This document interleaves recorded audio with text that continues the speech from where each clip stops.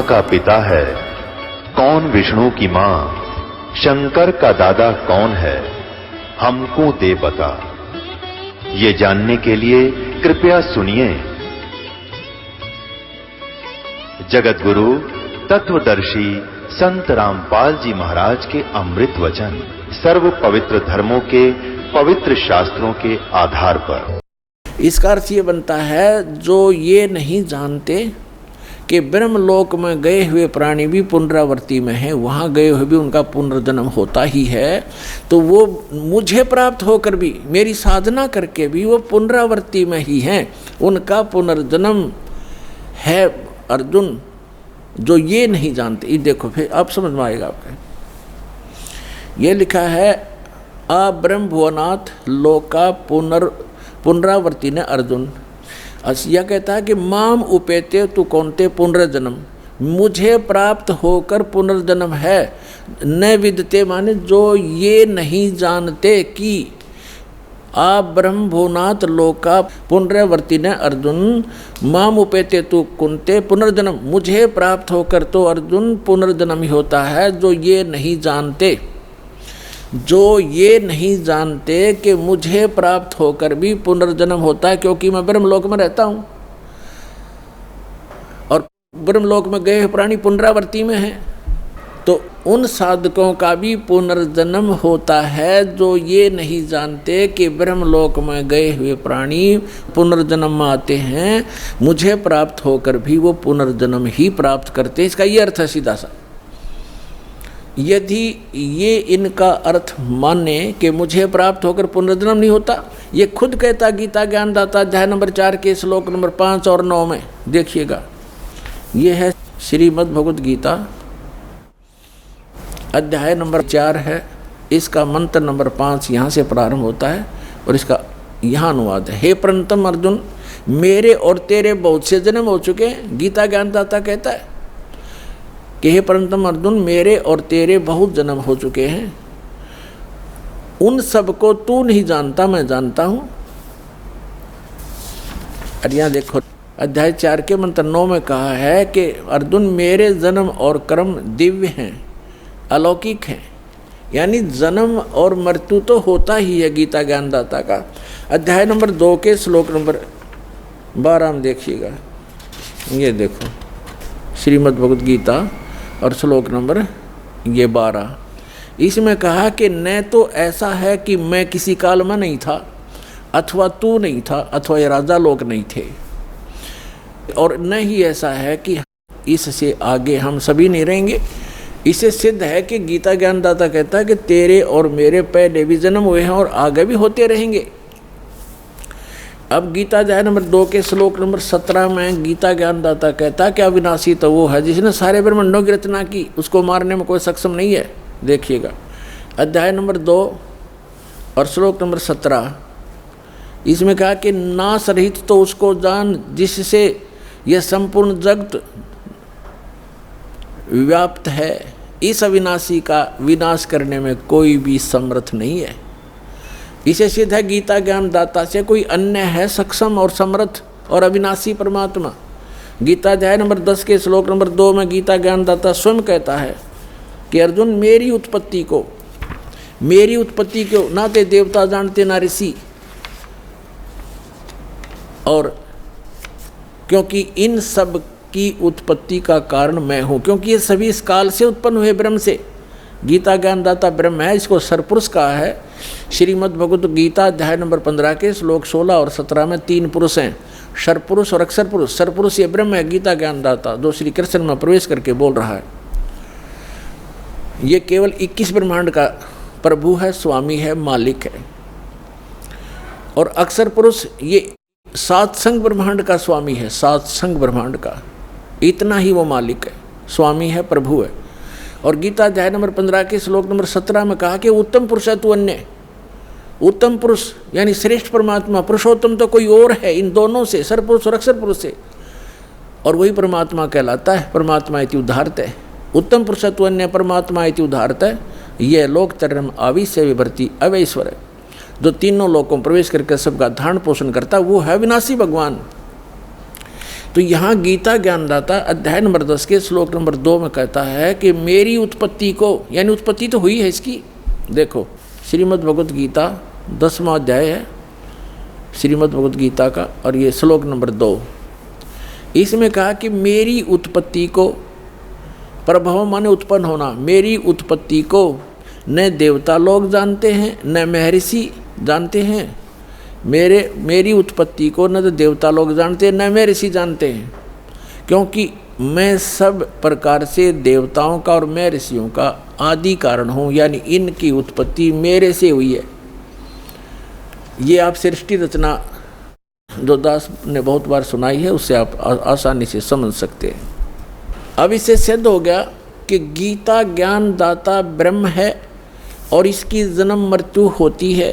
यदि श्रीमद् भगवत गीता अध्याय नंबर 8 के श्लोक नंबर 16 जो इन्होंने अनुवाद किया, अनुवादकर्ताओं ने ये अर्थ लगाएं कि मुझे प्राप्त होकर पुनर्जन्म नहीं होता अर्जुन, और फिर ये भी कह रहा है कि ब्रह्मलोक में गए हुए सब पुनरावृत्ति में है, वहाँ गए हुए सब का जन्म मृत्यु होता है, तो वो अर्थ गलत है। वास्तविकता ये है कि गीता ज्ञानदाता कहता है मैं ब्रह्म हूँ, मेरा ओम नाम है, और ओम नाम के जाप से जो मोक्ष होता है वही परम गति मेरे सतर की है। उसके विषय में श्री देवी जी ने स्पष्ट कर दिया है 7वें स्कंद में 562 पृष्ठ पे, सचित्र मोटा टाइप, गीता प्रेस गोरखपुर से प्रकाशित में। देवी हिमालय को कह रही है कि ओम नाम का जाप करो, ब्रह्म पाने का उद्देश्य रखो, इससे तुम्हारा कल्याण हो जाएगा और वहाँ चले जाओगे, उसको प्राप्त हो जाओगे। वो कहाँ रहता है? ब्रह्मलोक में रहता है। और यहाँ भी 8वें अध्याय के 13वें श्लोक में गीता ज्ञानदाता कहता है मुझ ब्रह्म का केवल एक ओम मंत्र है, नथिंग एल्स। और ओम नाम का जाप करके उससे मिलने वाली जो परम गति उसको प्राप्त होगे। 8वें अध्याय के 16वें श्लोक में लिखा है कि ब्रह्मलोक में गए हुए प्राणी भी पुनरावृत्ति में है, उनका जन्म मृत्यु होता है। इति सिद्धो। अब गीता ज्ञानदाता अपने भी जन्म मृत्यु बताता है, तो उसके साथ के भी जन्म मृत्यु सदा बने रहेंगे, और सदा जन्म मृत्यु बना रहेगा तो वो जीव सुखी नहीं हो सकता, उसको परम शांति नहीं हो सकती। इसलिए गीता ज्ञानदाता अपने से अन्य उस समर्थ और अविनाशी परमात्मा की शरण में जाने को कह रहा है। श्रीमद् भगवत गीता अध्याय नंबर 18 के श्लोक नंबर 62 में गीता ज्ञानदाता कहता है अर्जुन तू सर्वभाव से उस परमेश्वर की शरण में जा, यानी कोई अन्य है वो। ये देखिएगा श्रीमद् भगवत गीता अध्याय 18 का और श्लोक नंबर हम 62 पढ़ेंगे। हे भारत, सब प्रकार से उस परमेश्वर की शरण में जा, उस परमेश्वर की कृपा से ही तू परम शांति को और सनातन परम धाम को प्राप्त होगा। इससे सिद्ध हो गया कि गीता ज्ञान दाता की साधना से न तो परम शांति हुआ, न वो शाश्वत स्थान मिला जो कभी नष्ट में नहीं आता, कभी नाश नहीं होता। अब श्री मद् भगवत गीता अध्याय नंबर 15 के श्लोक नंबर 1 से 4 में एक निष्कर्ष दिया है। जैसे श्रीमद् भगवत गीता अध्याय नंबर 4 के श्लोक नंबर 32 और 34 में स्पष्ट किया था दास ने कि उसमें कहा गया है कि 32वें श्लोक में कहा है कि अर्जुन यज्ञों की जानकारी, यानी यज्ञ माने धार्मिक अनुष्ठान साधनाओं की जानकारी सच्चिदानंद घन ब्रह्म यानी उस परम अक्षर ब्रह्म के मुख कमल से उच्चरित वाणी में वो बोली गई है, वो तत्व ज्ञान है, उसमें विस्तार से कही गई है। और उसके जानने के बाद फिर पूर्ण मोक्ष प्राप्त हो जाता है। चौथे अध्याय के 34वें श्लोक में कहा कि वो तत्व ज्ञान जो सच्चिदानंद घन ब्रह्म यानी सत्य पुरुष अकाल मूर्त स्वयं अपने मुख कमल से आकर बोलता है, वो तत्व ज्ञान है। और उस तत्व ज्ञान को तू तत्वदर्शी संतों के पास जाकर समझ, उनको दंडोत प्रणाम करने से, कपट छोड़कर सरलतापूर्वक प्रश्न करने से वो तत्वदर्शी संत तुझे उस तत्व ज्ञान का उपदेश करेंगे। इससे सिद्ध हो गया कि गीता ज्ञानदाता अपने से अन्य किसी परमात्मा के बारे में जानकारी दे रहा है, और उस ज्ञान से वो गीता ज्ञान दाता भी परिचित नहीं है। तो उस तत्व ज्ञान का जो तत्वदर्शी संत से पूछने को कहा है, उसकी पहचान बताइए 15वें अध्याय के प्रथम मंत्र में, कि जो संत इस उल्टे लटके हुए संसार रूपी वृक्ष के, यानी ऊर्ध्व मूलम अधः शाखम अश्वत्थम प्राहु अव्यम, ऊपर को जड़ वाला नीचे को शाखा वाला, ऊर्ध्व मूलम अधः शाखम अश्वत्थम प्राहु अव्यम छंदासी यस्य प्रणानी ये तम वेद स वेदवित। इसमें क्या बताया है कि ये उल्टा लटका हुआ संसार रूपी वृक्ष है अर्जुन, ऊर्ध्व मूलम अधः शाखम, ऊपर को जड़ और नीचे को शाखा, यानी ऊपर सतलोक में जो परमात्मा रहता है वो मूल है सभी संसार रूपी वृक्ष का। और जैसे पूरे वृक्ष को, पूरे पौधे को, पूरे पेड़ को आहार कहाँ से मिलता है? मूल से प्राप्त है, जड़ से। तो वो सबका पालनहार, सबका धारण पोषण करने वाला वो मूल परमात्मा, वो मूल मालिक तो ऊपर है। ऊर्ध्व मूलम, इस संसार रूपी वृक्ष की ऊपर को जो जड़ है वो तो पूर्ण परमात्मा है, नीचे को शाखा है, ये संसार रूपी वृक्ष है। और इसके जो सभी विभागों को जानता है, ये देखिएगा, स वेदवित, वह तत्वदर्शी संत है। ये देखिए, ये है पंचदशो अध्याय 15वां अध्याय, मंत्र नंबर 1। ऊर्ध्व मूलम, ऊर्ध्व माने ऊपर, अधः माने नीचे को शाखा, अश्वत्थम माने संसार रूपी पीपल का वृक्ष समझो, प्राहु कहा जाता है अव्यम अविनाशी। ऊर्ध्व मूलम अधः शाखम अश्वत्थम प्राहु अव्यम छंदासी यस्य प्रणानी ये तम वेद स वेदवित। इसका सीधा सा अर्थ है कि ऊपर को जड़, ये देखिएगा, ये संसार रूपी वृक्ष का एक चित्र जानो, ऊपर को जड़ और नीचे को शाखा वाला है, ये संसार रूपी वृक्ष है। और जो संत जड़ से लेकर, मूल से लेकर तना, मोटी डार, शाखा और पत्तों तक बता देगा, स वेदवित, वो तत्वदर्शी संत है। अभी दास ने सत्संग के प्रारंभ में कहा था, तुम साहेब तुम संत हो, तुम सतगुरु तुम हंस, गरीब दास तेरे रूप बिना और न दूजा अंश। रामानंद जी ने कहा था कि हे परमात्मा, तुम साहेब तुम संत और तुम सतगुरु तुम हंस हो। सतगुरु माने तत्व ज्ञान, यथार्थ ज्ञान बताने वाले भी आप ही हो। तो उस परमात्मा ने, सच्चिदानंद घन ब्रह्म ने अपनी अमृतवाणी में इन सभी सदग्रंथों का ज्ञान पहले ही बोल रखा है। सतगुरु के लक्षण कहूँ मधुरे बैन विनोद, 4 वेद 60 शास्त्र वो कहे 18 बोध। सतगुरु के लक्षण, सतगुरु की एक पहचान ये भी है कि सभी सदग्रंथों का ज्ञाता होता है वो। तो वो परमात्मा स्वयं ही थे। 600 वर्ष पहले कहा था, अक्षर पुरुष एक पेड़ है, सर पुरुष वाकी डारे, तीनों देवा शाखा हैं ये पात रूप संसार। खुद भगवान ने अपने द्वारा रची सृष्टि को आप ही बताया था कि अक्षर पुरुष एक पेड़ है। अभी दास ने बताया था गीता अध्याय नंबर 15 के श्लोक 16 और 17 में 3 पुरुष हैं, सर पुरुष, अक्षर पुरुष और परम अक्षर पुरुष।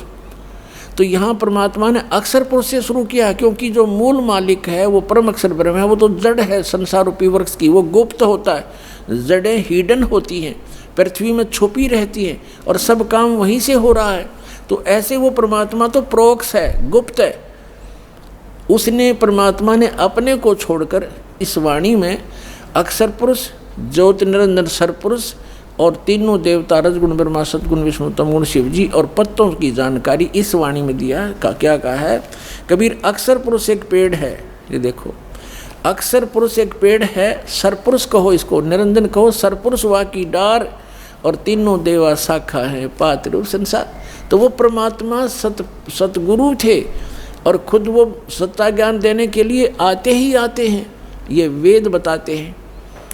अब उन्होंने क्या बताया है देखिएगा, परमात्मा ने यहाँ से स्टार्ट किया है, अपने को छुपा कर कहा है अक्षर पुरुष एक पेड़ है, जो ज़मीन से बाहर दिखाई देता है वो सारा वृक्ष कहलाता है। अक्षर पुरुष एक पेड़ है, ये तना, ये अक्षर पुरुष समझो, और सरपुरुष वा की डार, ये मोटी डार, और तीनों देवा शाखा हैं पाते रूप संसारे।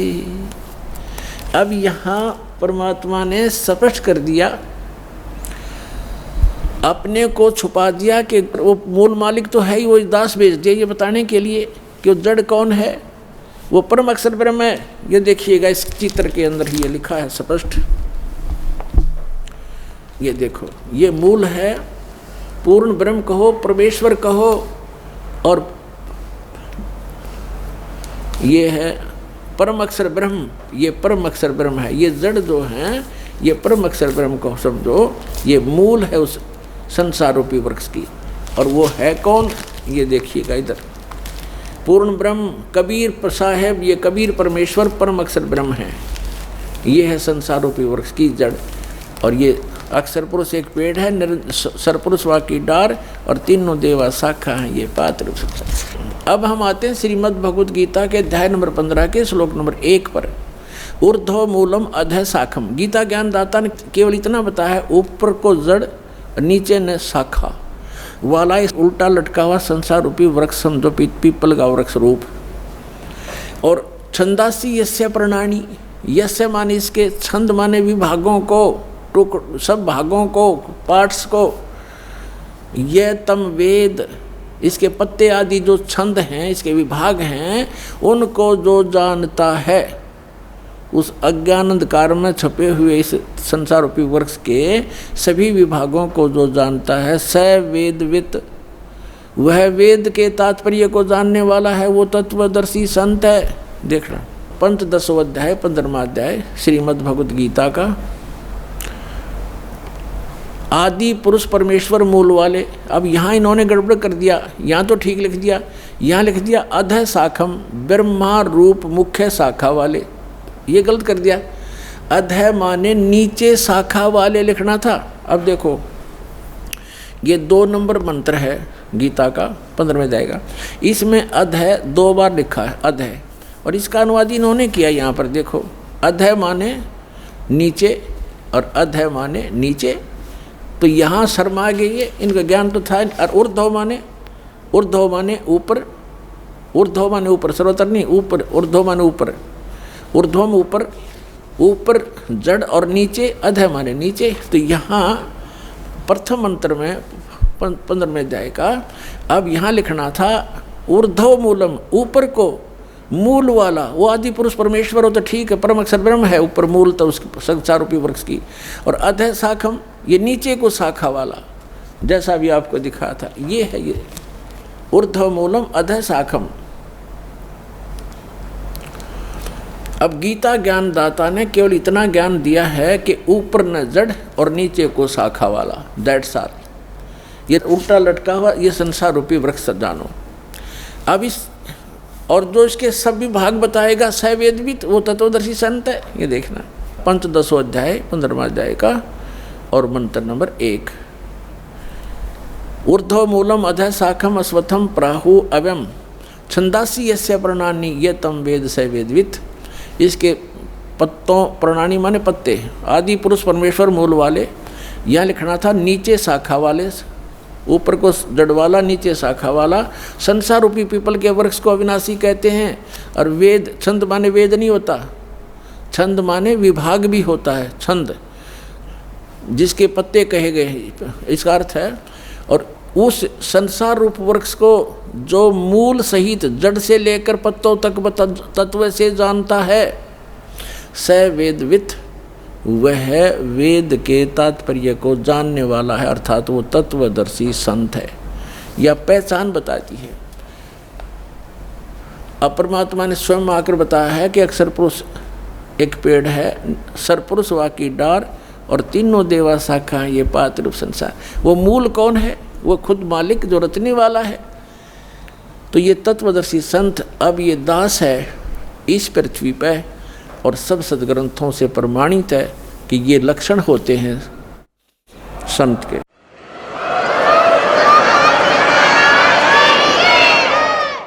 अब इसमें क्या बताया है 15वें अध्याय के 3-4 में स्पष्ट कर दिया है कि जिस समय वो तत्वदर्शी संत मिल जाए और वो तत्व ज्ञान बतावेगा, उस तत्व ज्ञान रूपी शस्त्र के द्वारा इस अज्ञान रूप उलझी हुई गुत्थी को काट कर अर्थात अच्छी तरह समझ कर उसके पश्चात परमेश्वर के उस परम पद की खोज करनी चाहिए, जहाँ जाने के बाद साधक फिर लौटकर कभी संसार में नहीं आते।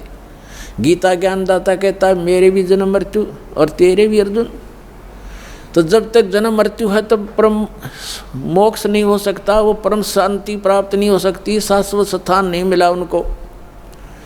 अब देखिएगा यहाँ गीता ज्ञानदाता कहता है 15वें अध्याय के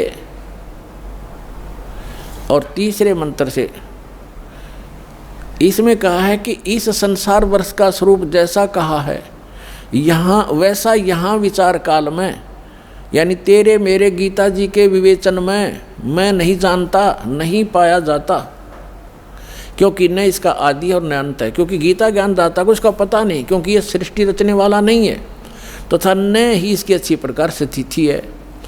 इसलिए इस सुविरूढ़ मूलम, अति दृढ़ मूल वाले, ये गलत है, अति दृढ़ मूल वाले यानी ऊपर का जो लोक है जहाँ परमात्मा रहता है, वो जहाँ से सबका धारण पोषण करता है, जो मूल है सबका, वो लोक दृढ़ हैं, वो अविनाशी स्थान है। सतलोक, अलखलोक, अगम लोक और अकय लोक, जिसको अनामी लोक भी कहती, वो तो सुदृढ़ मूल है।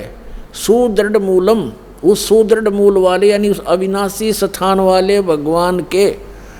अब देखो सुविरूढ़ मूलम, अति दृढ़ मूल वाले संसार रूपी पीपल के वृक्ष को, यानी संसार की सृष्टि को, दृढ़म, दृढ़ेन माने दृढ़, यानी उस अटल, उस बिल्कुल स्वस्थ यह है असंग शस्त्रेण, तत्व ज्ञान रूपी शस्त्र द्वारा, यह वैराग रूप नहीं, ये अर्थ गलत कर दिए, तत्व ज्ञान रूपी शस्त्र द्वारा काट कर अर्थात उसको अच्छी तरह समझकर वो ज्ञान अटल है।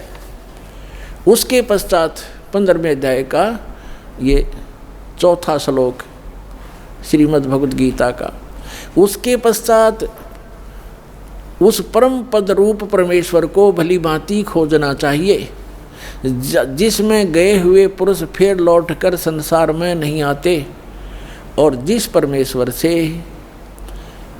पुरातन संसार वृक्ष की प्रवृत्ति विस्तार को प्राप्त हुई है, अर्थात जिसने सब संसार रूपी वृक्ष की रचना की है, सब ब्रह्मांडों की रचना की है, उसी आदि पुरुष नारायण की मैं शरण हूँ। इस प्रकार दृढ़ निश्चय करके उस परमेश्वर का मनन और निधिध्यासन करना चाहिए। इससे सिद्ध हो गया कि गीता ज्ञान दाता भी अपने से अन्य किसी परम शक्ति ओवरऑल कंट्रोलर सबके उत्पादक सर्वोत्पादक परमात्मा की भक्ति करने को ही कह रहा है, अपनी भी नहीं कह रहा। पुण्यात्मा, ये सूक्ष्म वेद को समझाने की एक पंक्ति को आपके हृदय में जचाने के लिए कि 88 नहीं गए और 2400 पर चोखे, 3300 पर तलब है, कोई बकरा कोई भूखे। एक पंक्ति को समझाने के लिए आज 2 घंटे का सत्संग चल रहा है। क्या बताया है कि 88,000 ऋषि भी वहाँ नहीं पहुँचे। कहाँ? श्रीमद् भगवद गीता अध्याय नंबर 18 के श्लोक नंबर 62 में कहा कि अर्जुन तू सर्वभाव से उस परमेश्वर की शरण में जा, उस परमेश्वर की कृपा से ही तू परम शांति को और सनातन शाश्वतम स्थानम, उस अमर लोक को प्राप्त होगा, सत्यलोक को प्राप्त होगा। सत्य माने शाश्वत, सदा रहने वाला। तो शाश्वत स्थान पर जाने के लिए तत्वदर्शी संत की आवश्यकता है। तो उसके लिए कहा है गुरु बिन काहू न पाया ज्ञान, जो थोथा भूछड़े मूड किसाना, गुरु बिन वेद पढ़े जो प्राणी, समझन सार रहे अज्ञानी। अब आज के सत्संग में यही निर्णय किया जा रहा है कि जिन महापुरुष ऋषि महर्षियों को हम बड़े विद्वान और परमात्मा प्राप्त समझा करते थे, वो तो इन विष्णु और शंकर भगवान को समर शक्ति बताते रहे और दुर्गा की भक्ति की साधना बताते रहे, और वही भगवान ब्रह्मा और विष्णु और शंकर और देवी को कितना ज्ञान है ये आपके रूबरू हुआ। तो ये मोक्ष कैसे प्राप्त कर सकते हैं? शेष 88 नहीं गए, 88,000 भी वहाँ नहीं गए शाश्वत स्थान पर, और ये 24 अवतार भी नहीं गए, ये विष्णु जी के अवतार हैं। और विष्णु जी कहते हैं मैं दुर्गा से ऊपर किसी को जानता ही नहीं, ये भगवान है मेरे लिए, तो इससे ऊपर कोई देव नहीं। और दुर्गा कह रही है कि ब्रह्म की साधना करो और सब मेरी भी पूजाएं छोड़ दो, उसका ओम नाम है, वो ब्रह्म लोक में रहता है, वहाँ चले जाओगे तुम्हारा कल्याण हो।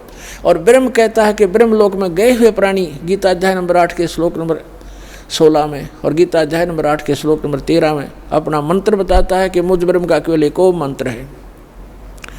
इससे वो परम गति होगी जो ब्रह्म लोक प्राप्ति होगी, वो भी अंतिम सांस तक साधना करने वाले की। और ब्रह्म लोक में गए हुए प्राणी भी जन्म मृत्यु में आते हैं। अब वो खुद कहता है कि उस परमेश्वर की शरण में जा जिसकी कृपा से तू परम शांति को और सनातन परम धाम को प्राप्त होगा। और 15वें अध्याय के 4थे श्लोक में स्पष्ट कर दिया है कि जहाँ जाने के बाद साधक फिर लौटकर कभी संसार में नहीं आते। और गीता ज्ञानदाता कहता कि मैं भी जन्म मृत्यु और तेरी भी जन्म मृत्यु। तो पुण्यात्माओं, इस एक कंसेप्ट को क्लियर करने के लिए कि सूक्ष्म वेद में जो लिखा है वो सारा सत्य है, लेकिन हमने असत्य ग्रहण कर रखा था, इसलिए हमारे सत्य हमें अच्छा नहीं लगा, सुहाया नहीं। उस सत्य को सत्य ग्रहण कराने के लिए आपके हृदय में इसको स्थान बनाने के लिए ये इतना सत्संग करना पड़ रहा है। अब क्या निष्कर्ष निकला? इन जितने भी अज्ञानी हैं, आचार्य हैं, शंकराचार्य हैं, या जितने भी ब्राह्मण गुरु हुए हमारे, या विश्व के जितने आज तक महापुरुष संत गुरु पद हुए हैं, जिन महापुरुषों को परमात्मा मिले उनको छोड़कर, वो तो आपको मैंने दास ने नाम गिना ही दिए, और कोई एक आधा भूल चूक रह गई होगी, वो मैं उनसे अपरिचित नहीं हूँ, उनको अवश्य मिले होंगे, उनको ज्ञान अवश्य होगा। तो इनके अतिरिक्त किसी के पास यथार्थ ज्ञान नहीं, यथार्थ भक्ति विधि नहीं, तो ये मोक्ष कैसे प्राप्त करेंगे?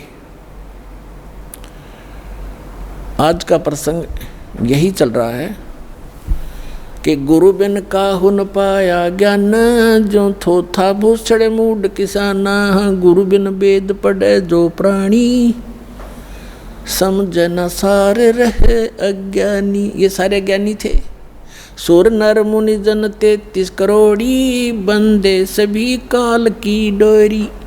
ये 33 करोड़ देवता, ये सुर मुनि ऋषि महर्षि, कहते हैं सारे काल की डोरी का बंधे रहते।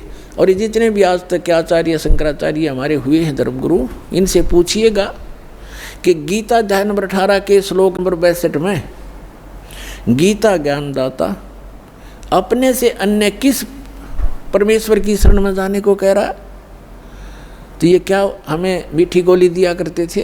अपने ही बारे में कह रहे हैं श्री कृष्ण ही, श्री कृष्ण से ऊपर कोई भगवान नहीं, स्वयं कृष्ण भगवान, स्वयं भगवान श्री कृष्ण भगवान स्वयं, ये सब कुछ अपने बारे में कह रहे। इनमें अकल है कोई? और आज तक ये हमें मूर्ख बना रहे थे। श्रीमद् भगवद गीता अध्याय नंबर 18 और अंतिम अध्याय है ये। अंतिम अध्याय के ये लास्ट के अंतिम ही मंत्र हैं। श्रीमद् भगवद गीता अध्याय नंबर 61 से लेकर और 66 तक निर्णय हो गया। गीता ज्ञानदाता कहता है कि वो परमात्मा सभी प्राणियों को कर्मानुसार यंत्र की तरह चलाता घुमाता है। फिर बता 18वें अध्याय के 62वें श्लोक में कि अर्जुन तू सर्वभाव से उस परमेश्वर की शरण में जा, उसी परमेश्वर की कृपा से तू परम शांति को और सनातन परम धाम को प्राप्त होगा। अब पीछे सारा निर्णय दे ही दिया कि मेरा भी जन्म मृत्यु है, तेरा भी जन्म मृत्यु है, मेरी साधना करेगा 8वें अध्याय के 13वें श्लोक में बता दिया। मेरा एक ओम मंत्र है। 8वें अध्याय के प्रथम मंत्र में अर्जुन ने पूछा कि हे भगवान, आपने 7वें अध्याय के 29वें श्लोक में ये कहा है कि मेरे आश्रित होकर, गीता ज्ञानदाता कहता है कि तत्वदर्शी संत की खोज जो कर लेता है मेरे निर्देशानुसार, चौथे अध्याय के 32 और 34 में बताया, इस ज्ञान को आश्रय कर लेता है, वो जरा और मरण, जरा माने वृद्धावस्था, मरण माने मृत्यु, वृद्धावस्था के दुख और मृत्यु के दुख से जो छूटने का प्रयत्न करते हैं वे उस तत्ब्रह्म को जान चुके हैं और सारे अध्यात्म ज्ञान से परिचित हैं और सभी कर्मों से वो परिचित हैं। वही व्यक्ति, वही साधक जरा माने वृद्धावस्था के दुख से, बुढ़ापे के दुख से और मृत्यु के दुख से छूटने का प्रयत्न करते। तो अर्जुन ने पूछा गीता ज्ञानदाता से 8वें अध्याय के प्रथम मंत्र में कि किम तत्ब्रह्म, वो तत्ब्रह्म क्या है ऐसा जिसको जानने के बाद फिर यहाँ संसार की कोई वस्तु की डिमांड नहीं करता या किसी वस्तु की चाह नहीं रहती, केवल जरा और मरण से ही छूटने का प्रयत्न करते हैं। किम तत्ब्रह्म 8वें अध्याय के 3रे श्लोक में उत्तर दिया गीता ज्ञानदाता ने कि वो परम अक्षर ब्रह्म है, गीता ज्ञानदाता से अन्य है। गीता अध्याय नंबर 15 के श्लोक नंबर 16 और 17 में 3 पुरुष हैं।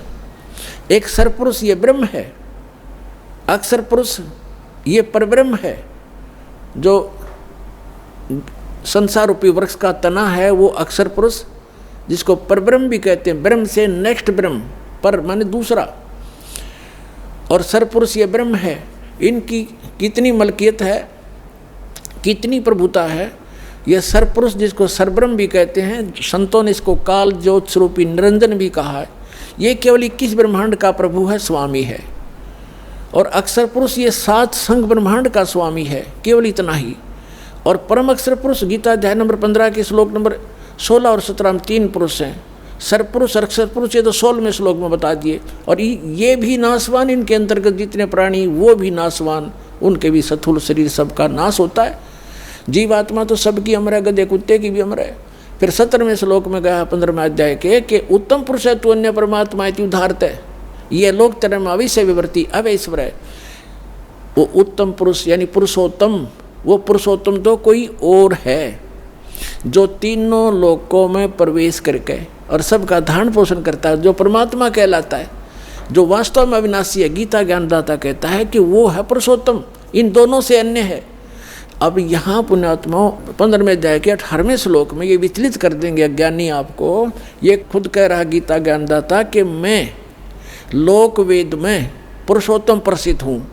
वो यहाँ ये कहना चाहता है कि मेरे अंतर्गत जितने भी प्राणी आते हैं 21 ब्रह्मांड में, उनसे मैं उत्तम हूँ, उनसे श्रेष्ठ हूँ, उनसे हर तरह से मैं उच्च हूँ, शक्ति में भी उच्च हूँ। जैसे गीता अध्याय नंबर 7 के श्लोक नंबर 1 से लेकर 10 तक ये स्पष्ट कहता है, बलवानों का बल में हूँ, बुद्धिमानों की बुद्धि में हूँ। तो ये जो इसके अंतर्गत है उन पर लागू है। ये कहता है इस लोक वेद में, लोक वेद माने दंत कथा, सुने सुनाए ज्ञान के आधार से जो इस लोक में चल रहा है जो ज्ञान, उसके आधार से मैं पुरुषोत्तम प्रसिद्ध हो रहा हूँ। इसलिए क्योंकि मैं मेरे अंतर्गत जितने प्राणी हैं उन तक श्रेष्ठ हूँ। लेकिन 15वें अध्याय के 17वें श्लोक में इसने स्पष्ट ही कर दिया कि उत्तम पुरुष है तो अन्य, उत्तम पुरुष माने पुरुषोत्तम, वो तो कोई और है और उसको तत्वदर्शी संत बताएंगे। और वो तीनों लोकों में प्रवेश करके सबका धारण पोषण करता है। वो अविनाशी भगवान है, अपना तो जन्म मृत्यु बताता है और वास्तव में वो परमात्मा कहलाता है। परमात्मा का अर्थ होता है श्रेष्ठ आत्मा, जो दुख नहीं देवा, केवल सुख सुख देता है। तो ये सुख सागर है परमात्मा। कबीर जी अमर पुरुष, सतपुरुष, परम अक्षर पुरुष। तो यहाँ गीता अध्याय नंबर 8 के श्लोक नंबर 5 और 7 में गीता ज्ञानदाता कहता है कि मेरी साधना कर। 8वें अध्याय के 13वें श्लोक में इसने बता दिया मेरा तो ओम अक्षर है, ओम एक अक्षर है, नथिंग एल्स। और इसकी भक्ति करने से ओम से मिलने वाली परम गति मिलेगी। वो क्या मिलेगी? ब्रह्म लोक जाएगा। 8वें अध्याय के 16वें श्लोक में लिखा कि ब्रह्म लोक में गए हुए प्राणी भी जन्म मृत्यु में आते हैं।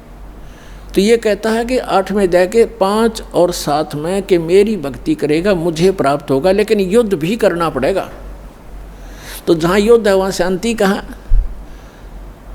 अब फिर ये बताता है 17वें अध्याय के 23वें श्लोक में कहा है कि सच्चिदानंद घन ब्रह्म यानी परम अक्षर ब्रह्म के पाने का 3 मंत्र का जाप है। ओम तत्सत, ओम तो सरपुरुष का, तत् और सत ये सांकेतिक, इस दास के अतिरिक्त इस विश्व में किसी के पास ये मंत्र नहीं है। परमात्मा की दास दास पर रजा हुई है। ये कोड वर्ड है तत् और सत, ये सांकेतिक है।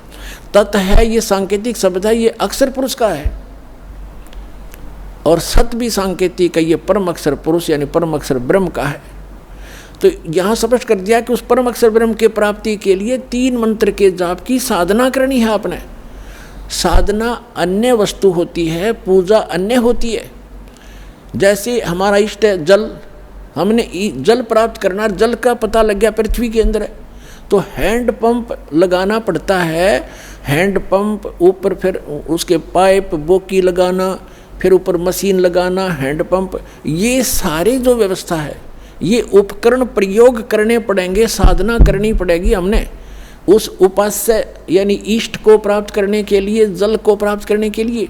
ये मंत्र हमारे पूज्य नहीं है, इन मंत्रों से हमें वो पूज्य वस्तु प्राप्त होगी, ये साधना है, ये मजदूरी है हमारी। तो यहाँ अभी तक ये कबीर पंथी यहाँ मार खा गए, इन मंत्रों को इन्होंने अवॉइड कर दिया कि तो काल के मंत्र हैं, ओम भी काल का फलाना। अरे हमने पानी जल प्राप्ति के लिए जो साधना प्रयोग करनी है वो चाहे लोहे की है, तो उस लोहे की वस्तु बिना वो जल ना मिल रहा है। इसी प्रकार ये जो मंत्र हैं ये अभी तक किसी का समझ में नहीं आए थे। उन महापुरुषों ने छोड़कर जिनको भगवान मिले, उन्होंने तो स्पष्ट किया है कि वही गुरु पूरा कहा है जो 2 अक्षर का भेद बतावे। नानक साहब जी कहते हैं, जय तू पढ़िया पंडित बिन 2 अक्षर 2 नामा, परमति नानक एक लंघाए जय कर सत समावा। 2 अक्षर का तो सतनाम है, एक ये सार नाम है, इनसे हटकर है। ओम और तत् मिलकर सतनाम बनता है 2 अक्षर का। इसकी श्वास और उश्वास से साधना करनी होती है, और सत, वो सत जो है वो सार नाम है, वो अलग है। इन सब की साधना करनी पड़ती है। 17वें अध्याय के 23वें श्लोक में श्रीमद् भगवद गीता में गीता ज्ञानदाता बता रहा है कि सच्चिदानंद घन ब्रह्म के पाने का केवल ओम तत्सत ये 3 मंत्र के जाप का निर्देश है, नथिंग एल्स, और कोई नहीं। निर्देश माने फाइनल डायरेक्शन, इसके अतिरिक्त कुछ नहीं। अब यहाँ 8वें अध्याय के 5 और 7 में तो अपने विषय में बता दिया कि मेरी साधना करेगा मुझे प्राप्त होगा, लेकिन युद्ध करना पड़ेगा। तो युद्ध करना जहाँ पड़ गया वहाँ शांति कहाँ। फिर 8वें अध्याय के 8, 9, 10 3 मंत्रों में स्पष्ट किया गीता ज्ञानदाता ने कि उस परम अक्षर ब्रह्म की भक्ति करोगे तो उसी के पास जाओगे। उसकी साधना का मंत्र बता ही दिया, वो ओम तत्सत, तत् और सत ये सांकेतिक है, ये खुद नहीं जानता गीता ज्ञानदाता। उसके लिए 4थे अध्याय के 32 और 34 में स्पष्ट कर दिया है मंत्र में कि जो सच्चिदानंद घन ब्रह्म अपने मुख कमल से, परम अक्षर ब्रह्म स्वयं आते हैं यहाँ पर, वो काल पुरुष, और अपने मुख कमल से यथार्थ ज्ञान और यथार्थ भक्ति विधि बताते हैं। उसके अंदर विस्तार से कही गई है वो धार्मिक अनुष्ठानों की जानकारी, यज्ञों की, यज्ञ माने धार्मिक अनुष्ठान, साधनाएं। उसको जानने के बाद साधक फिर पूर्ण मोक्ष प्राप्त कर जाता है।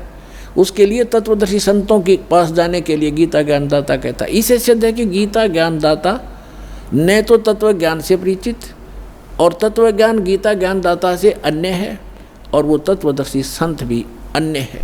तो वो ये दास है, रामपाल दास, आज विश्व में इस तत्व ज्ञान से परिचित।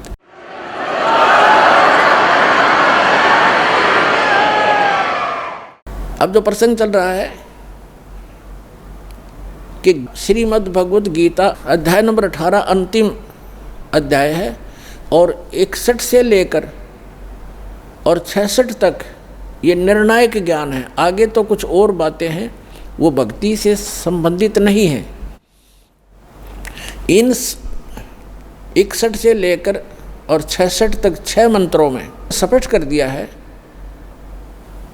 कि जैसे 18वें अध्याय के 61 और 62 में कर दिया कि वो परमात्मा समर्थ है, वो सभी को कर्म अनुसार वही चलाता है, जैसे जिसके कर्म है उसके अनुसार से वो कार्य करता रहता है। और उस परमेश्वर की शरण में जाने से ही परम शांति को प्राप्त होगा, सनातन परम धाम के में प्राप्त चला जाएगा, जहाँ जाने के बाद साधक फिर लौटकर कभी संसार में नहीं आते। फिर क्या बता 18वें अध्याय के 63वें श्लोक में कहा है गीता ज्ञानदाता ने कि अर्जुन, ये गीता रूपी ज्ञान मैंने तुझे, ये बहुत गुप्त से गुप्त ज्ञान है जो आज मैंने तेरे से कह दिया। अब तेरी मर्जी, तेरी इच्छा है, जैसा चाहे वैसा कर। मेरी शरण में रहना है तो युद्ध कर, उठा हथियार, और उसकी शरण में जाना है तो उसके लिए तत्वदर्शी संत की खोज कर ले। ये गुप्त से गुप्त ज्ञान मैंने तुझे बता दिया। 18वें अध्याय के 64वें श्लोक में गीता ज्ञानदाता तुरंत कहता है कि एक गुप्त से गुप्त ज्ञान और बताऊं, फिर सुने कि जिस 18वें अध्याय के 62वें श्लोक में जिस परमेश्वर की शरण में जाने को मैं तुझे कह रहा हूँ, वो मेरा भी इष्ट देव है, वो मेरा भी पूज्य है। ये और गुप्त से गुप्त भेद बता दिया। अब 18वें अध्याय के 63वें श्लोक में स्पष्ट कर ही दिया कि ये गीता रूपी ज्ञान अति गुप्त से गुप्त मैंने तुझे बता दिया, सब गोपनीयों से भी गोपनीय। और कहता है एक और गोपनीय से भी गोपनीय बताता हूँ 18वें अध्याय के 64वें श्लोक में कि यही मेरा भी पूज्य देव है, इष्ट देव है। इष्ट में असी दृढ़म, ये पक्कम पक्का, नो डाउट। फिर 18वें अध्याय के 65वें श्लोक में कहा कि अर्जुन यदि मेरी शरण में रहना है तो मैं पक्का वायदा करता हूँ, मेरा स्मरण कर, मुझे नमस्कार कर, मुझे प्राप्त होगा। 18वें अध्याय के 66वें श्लोक में फिर फैसला दे दिया कि यदि तूने मेरी शरण में रहना है तो पहले बता चुका हूँ, उसकी शरण में जाना है तो सर्वधर्मान परित्यज्य माम एकम शरणम व्रज। यहाँ इन अनाड़ी अज्ञानियों ने व्रज का अर्थ आना किया है, जबकि व्रज का अर्थ जाना होता है। अब ये क्या कहते हैं कि अर्जुन सर्वधर्मान परित्यज्य माम, मेरे सतर की सभी पूजाओं को छोड़कर मेरी शरण में आ जा। अरे भले आदमियों, दूसरे अध्याय के 7वें श्लोक में अर्जुन कहता है कि मैं आपकी शरण में हूँ, आपका शिष्य हूँ, मेरी बुद्धि काम करना बंद कर गई है, जो मेरे हित में हो आप मुझे राय दें। तो श्री कृष्ण जी की शरण में अर्जुन तो पहले ही था। अब ये कहो कि सर्वधर्मान परित्यज्य माम एकम शरणम व्रज, व्रज का अर्थ जाना होता, आना नहीं। जैसे इंग्लिश वर्ड गो है, गो का अर्थ कम नहीं हो सकता, आना नहीं हो सकता। कहीं सेंटेंस थे उसकी कितनी बनाए जाओ, फलाना व्याकरण बनती है, फलाना बनती है, फलानी धातु बनती है, अटपट मारते हैं, मूर्ख बनाते हैं, इनको ज्ञान नहीं है। तो इसमें कहा कि सर्वधर्मान परित्यज्य माम, मेरे सतर की सभी धार्मिक पूजाएं छोड़ दे। परित्यज्य कौन कौन सी हैं? ओम नाम का जाप है, जैसे ओम तत्सत, ये 3 मंत्र का जाप है, आपको दिया जाता है जिनको कंप्लीट कोर्स प्राप्त हो गया है। तो ओम जो मंत्र है ये ब्रह्म की साधना है, इसके सतर की धार्मिक कमाई है, हम इसको दे देंगे। पहले हम इसको ब्रह्मलोक में जाकर नष्ट करते थे, देवता बन जाते थे, अपना धन नाश करके फिर गधा बन जाते थे। तो अब हमें ज्ञान हो गया, हम इसका कोई प्रतिफल नहीं लेंगे, अपनी पूंजी नाश नहीं करेंगे। हमारे ऊपर इसका ऋण है क्योंकि ये पृथ्वी इसने तप करके प्राप्त कर रखी है और हम इसमें बेमतलब आ गए। अब इसने हमें मजदूर बना लिया कि यहाँ कमाओ और खाओ और मेरा टैक्स दो, हमें मजदूर बना रखा, बंधक। तो अब परमात्मा आए हैं हमें छुड़वाने के लिए, विधि बताई कि इसका टैक्स दो, मैं तुम्हारा अकाउंट कराऊंगा और इसका तो ये मजदूरी करो, इससे पीछा छुड़ाओ, चलो सतलोक में जहाँ से तुम आए हो, जहाँ कभी दुख नहीं होता।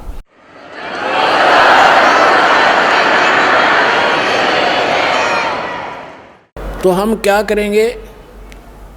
सर्वधर्मान परित्यज्य माम, इसका विधान है ये खुद कहता है कि मेरे सतर की पूजा मुझे दे दे, इसका प्रतिफल मत ले। और एकम शरणम व्रज, एकम माने अद्वितीय, जिसके बराबर दूसरा ना हो, यानी सर्वशक्तिमान परमात्मा की शरण में जा। व्रज माने जाना होता, आना नहीं होता। अहम तवा सर्व पापे भो मोक्षामी मां शुच।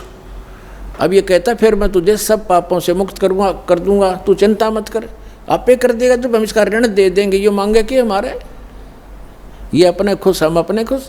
तो जब तक हम ऋणी थे, मजदूर थे इसके, तो ये हमें कोई नाच नचा रहा था, हमने नाचना पड़ा था। तो इस प्रकार हम जब यहाँ से चलेंगे, जैसे आपको प्रथम मंत्र दिया जाता है, वो यहाँ की संसारिक सुविधाएं, टैक्स, जैसे आपने बिजली कनेक्शन ले रखा है, टेलीफोन कनेक्शन ले रखा है और पानी का कनेक्शन ले रखा है, गैस कनेक्शन ले रखा है, या किसी से बैंक लोन ले रखा है, तो उसको वापस दोगे, देते रहोगे टैक्स किराया, उसको उनका जो चार्ज है, तो आपको सुविधा प्राप्त होंगी। तो जब तक आपने संसार में रहना, यहाँ की जो सुविधा तुम्हें चाहिए वो प्रथम मंत्र से मिलेंगी, उनके बीच के 5 नामों से। और फर्स्ट एंड लास्ट जो मंत्र है, ये आपकी भक्ति में, सतलोक जाने की भक्ति में अलग से कमाई साथ जुड़ती है। अब जो ये जो मंत्र है आपके, पहला मंत्र आपको यहाँ कंठ कमल तक बरी कर देगा। जब आप यहाँ से चलोगे तो सबसे पहले आत्मा मूल कमल में जाएगी, वहाँ गणेश जी का कमल है, उनका ऑफिस है, वहाँ से अपना अकाउंट क्लियर कराएगा।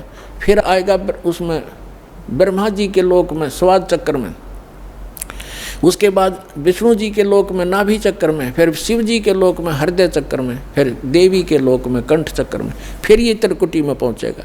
और ये नकली राधा स्वामी वाले, धन धन सतगुरु वाले नो के साढ़े गुरु जी तो बस सीधा नाम बताते हैं, असी तो सीधे त्रिकुटी में जाते हैं। खाक त्रिकुटी में जानते हो, त्रिकुटी को बस बरवाले का बस स्टैंड है, पैदल चला जा तो पहुँच गया, साइकिल उठा लिया तो पहुँच गया। त्रिकुटी में जाने के लिए अंगा लगेगा। हाँ, तब त्रिकुटी में जब हम जाएंगे तो उसमें ये 3 मंत्र के जाप हैं। ओम तत्सत, ओम का अकाउंट हम त्रिकुटी पर देंगे इसको, वहाँ परमात्मा मिलेंगे इस दास के रूप में आपको, जो यहाँ सत साधना और सच्ची लगन दास के अंदर एज ए गॉड होगी।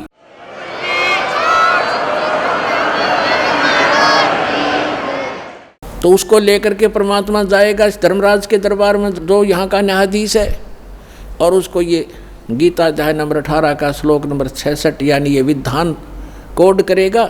ये दास आपका वहाँ वकील बनेगा। कबीर साहब कहते हैं, कर लो गुरु वकील मुकदमा भारी है, ये कर लो गुरु वकील मुकदमा भारी है। यानी गुरु का रोल यहाँ से लेकर लास्ट तक चलेगा, करेगा भगवान लेकिन निमित्त दास रहेगा।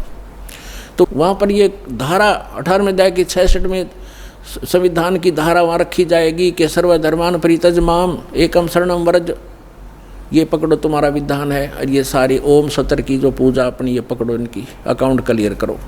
इससे हम 11वां द्वार पार कर जाएंगे। 11वां द्वार पार करके हम प्रवेश करेंगे जब, वहाँ अक्षर पुरुष का लोक आएगा। 7 संग ब्रह्मांड हैं, उससे पार होने का जो हमने किराया देना है, वहाँ से उसका साधन हमें मिलेगा और उसके प्रतिफल में हम इस तत्व मंत्र की कमाई उसको देंगे। वो हमें 12वें द्वार में जा छोड़ेगा। 12वां द्वार पार करके हम सतलोक चले जाएंगे। वहाँ जाकर फिर कभी लोग लौट कर संसार में नहीं आएंगे। बोलो सतगुरुदेव।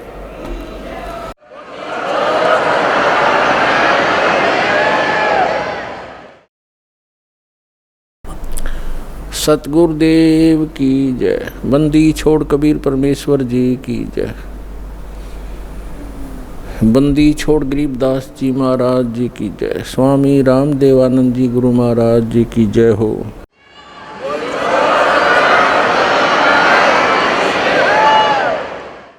गरीब नमो नमो सतपुरुष को नमस्कार गुरु की नहीं। सुर नर मुनि जन साधुआं संतों सर्वस दी नहीं। सतगुरु साहिब संत सब डंडो तुम प्रणाम। आगे पीछे मध्य हुए तिनको जहाँ कुर्बान।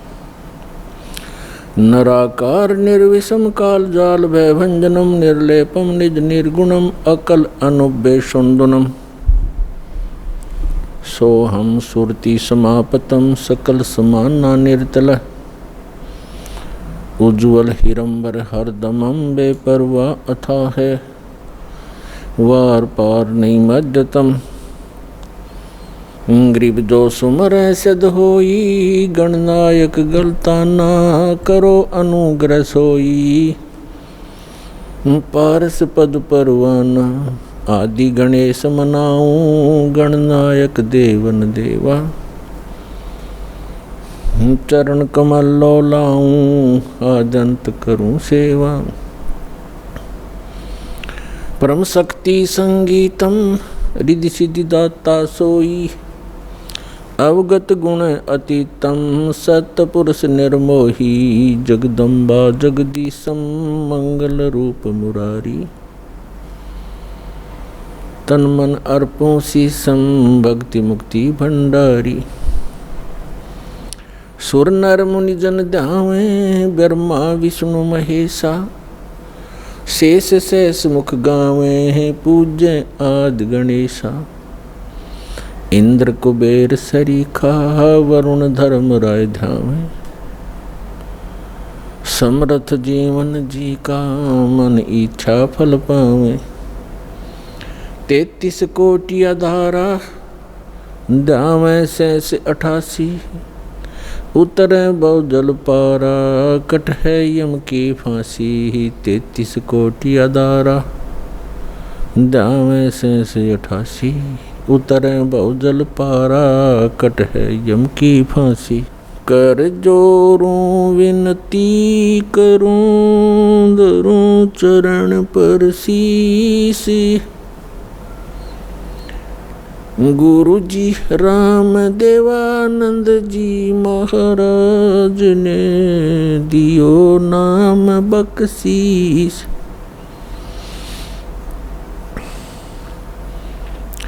कोटि कोटि सिजदा करूं, कोटि कोटि प्रणाम।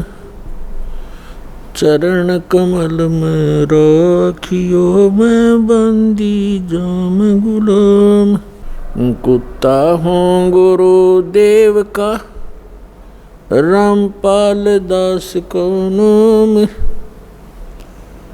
गले प्रेम की जेवड़ी ही, जा खेचो वहाँ जाऊं। तो करो तो बावड़ू, दूर दूर करो तो जाऊं। ज्यों राखो त्यों ही रहूं, जो देवो सुख। परम पिता परमात्मा पूर्ण ब्रह्म सारी सृष्टि के रचनहार कबीर परमेश्वर जी की असीम रजा से आप सभी पुण्यात्माएं सत्संग सुनने के लिए उपस्थित हुए।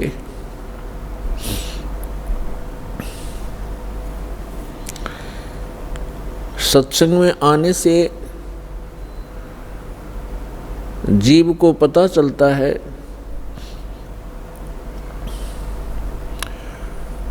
हम कौन हैं, कहाँ से आए हैं। यहाँ ये मरने और जीने की व्यवस्था किस कारण से बनी हुई है। इस बात को प्रत्येक प्राणी महसूस करता है। जन्म हुआ अच्छी बात, परिवार हो गया बहुत ही अच्छी बात, पुत्र पुत्री हुए, संपत्ति कोठी बनी, बस क्या कहने। और फिर मृत्यु, ये मृत्यु वाली बात है, ये खटकती है। अब ये मृत्यु जो होती है ये एकदम विपरीत स्थिति है। सारा जीवन संतान के पोषण में, संपत्ति के जोड़ने में, कोठी और महल बनाने में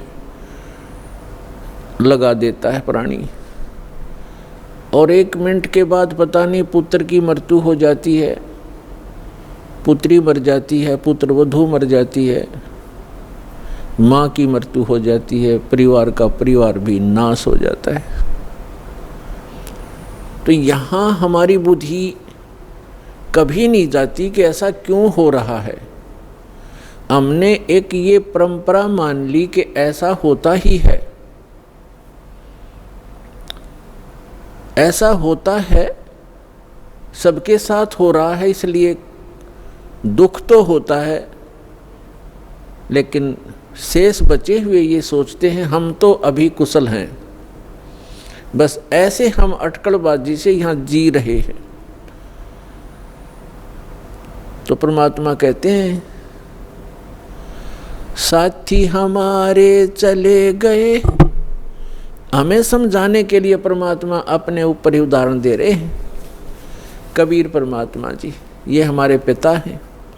साथी हमारे चले गए, अम्बी चालन हारे, कोई कागज में बाकी रह रही, ताते लगी है वार। कोई कागज में बाकी है, कोई श्वास शेष हैं आपके, इसलिए देर लगी हुई है आपको। और जो चले गए संसार छोड़कर, उनके भी, उनकी आशाएं, उनके इरादे, उनकी सोच यही थी कि अभी मृत्यु नहीं होगी। फिर परमात्मा याद दिलाते हैं, स्वयं आकर के कबीर भगवान यथार्थ ज्ञान, यथार्थ भक्ति विधि, अपने द्वारा रची हुई सृष्टि को ही भी वो खुद ही ठीक ठीक बताते हैं।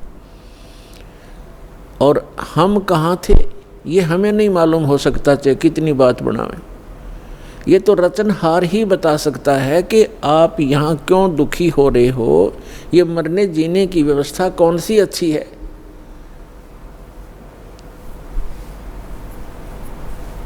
इस बात को सभी मानते हैं कि अच्छी नहीं है।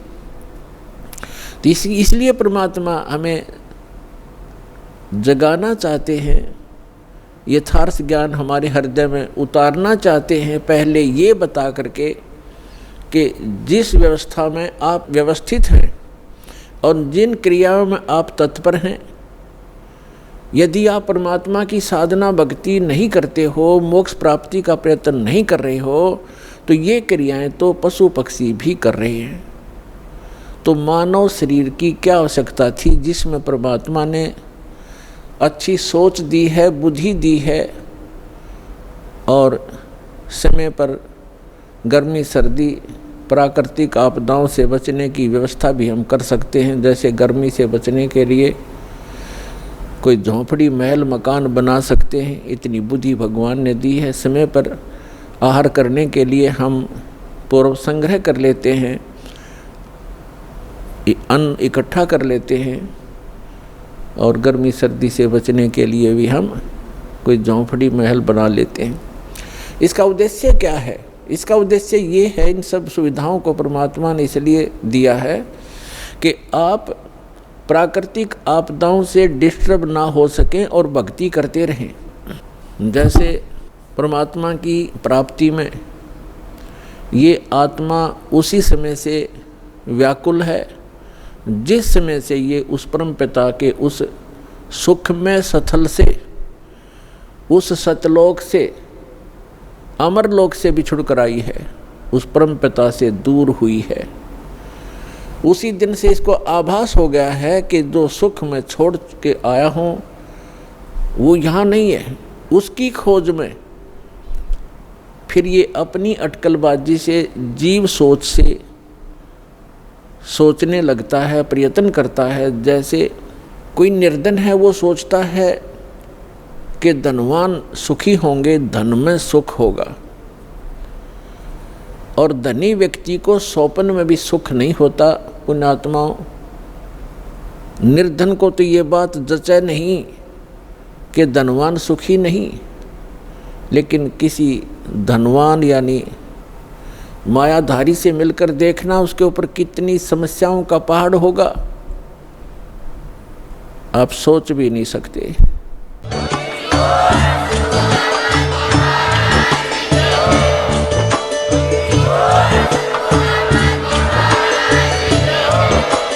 आप सुन रहे थे जगत गुरु तत्वदर्शी संत रामपाल जी महाराज जी के मंगल प्रवचन। अधिक जानकारी के लिए विजिट कीजिए हमारी वेबसाइट www.jagatgururampalji.org। संत रामपाल जी महाराज जी के शुभ आशीर्वाद से पूरे विश्व भर में 500 से भी ज्यादा नाम दीक्षा केंद्र हैं, जिन पर संत रामपाल जी महाराज जी द्वारा ऑनलाइन निःशुल्क नाम दीक्षा दी जा रही है। अपने नजदीकी नाम दीक्षा केंद्र का पता करने के लिए संपर्क करें 8222880541।